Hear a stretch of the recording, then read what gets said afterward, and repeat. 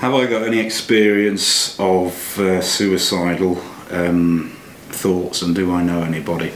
Yeah, I'll have to take these points in turn, I think. Yeah, certainly I have. I've had 3 very clear and memorable situations in my life when I have been suicidal, and that I have set about going to commit. One in particular, I was, as far as I'm concerned, I was as close as you can get without actually doing it. Obviously I didn't do it because I'm still sat here, but yeah, I know exactly what that's all about for me, so I have an appreciation of the condition that you're in when you do it, and you can change from being like me now, even though I'm a bit fatigued and looking forward to a rest later. You can change from being in this condition to being in such pain and such devastation that you just need to switch it off.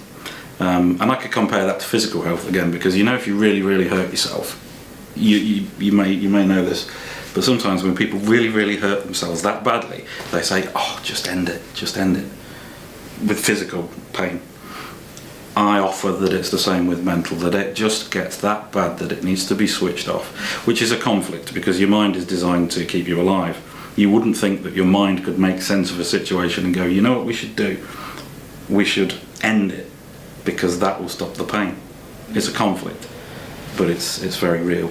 And so yes, I've been all the way down that scale, but thankfully I didn't commit, and maybe another time I'll be happy to talk to you about what happened after that. But in a nutshell, right at the verge of doing it, which interestingly was going to be on the railway, because you become very selfish and you don't think about the impact that it's going to have on other people. You just think, how can I do this really easily and really absolutely to make sure it doesn't go wrong. So yeah, unfortunately the railway is a preferred method. But right at that point I stopped and thought, bloody hell, you know what, I swam against all those other sperm and managed to get to where I wanted to be, to have the gift of life. So as a then, you know, man in his 20s, I stopped and thought, this is ridiculous. Whatever it is that's going on and whatever it is that needs to be put right, don't give up, go and figure it out. And that's what I did, and the story since then has been quite something. So yeah, we'll talk about that another time. Experience with other people, yes, far too much of it. In my role at the moment with people that I actually know and work with, not always closely. I'm not saying that everybody around me is trying to take their own life, but people in my arena, I suppose. It happens on average every 3 weeks with people close to me, within my 2 or 3 degrees of separation, and we have to work with that, and we have to try and stop it, but we also at the moment we have to deal with the effects of it, and the effects of it I hope most people don't understand, and I don't want them to fully understand it, but I really do want people to have an appreciation of what goes on when someone takes their own life. So yeah, there's people close to me that are doing it nationwide. So here in the UK, it is going on at an incredible. It's just at a frightening rate.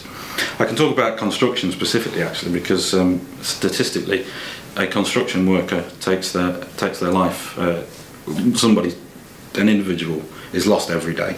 Somebody does it every day. That's how serious this is, and so that tells me there's a pretty big problem.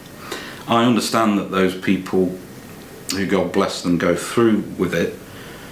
I understand what's going on with them, and I know why they do it. It's probably a little bit controversial to say, because people have got different views, but it's not selfish. It's not selfish, it's desperation. I've heard some interesting things said when people do it, about how selfish that is. And, good Lord, look at what it's done to us. It's made me late on my train to get to my meeting at work. I've heard all that stuff, and I think, well, who am I to judge what anybody's view is?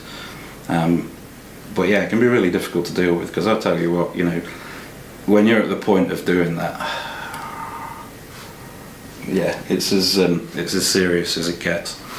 So it's a big issue, and there's more to talk about on that, and any opportunity I could ever find to help people understand it and do something to make a difference, because, from experience, by the way, on a slightly lighter note, I have personally saved quite a number of lives since I've worked in the mental health arena. So yeah, there's a really good side to it as well, and you know what it takes to do that? It takes a decision.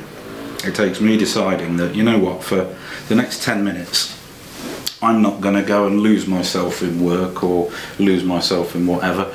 I'm going to go and have a walk on the train station somewhere, or I'm going to go and talk to a colleague, whatever, and just see. And you know what, maybe for every 1,000 times I do that, there's probably only one where I uncover somebody that's at that risk. Is it worth me doing it? My answer to that is absolutely. So yeah, I hope that goes some way to answer it.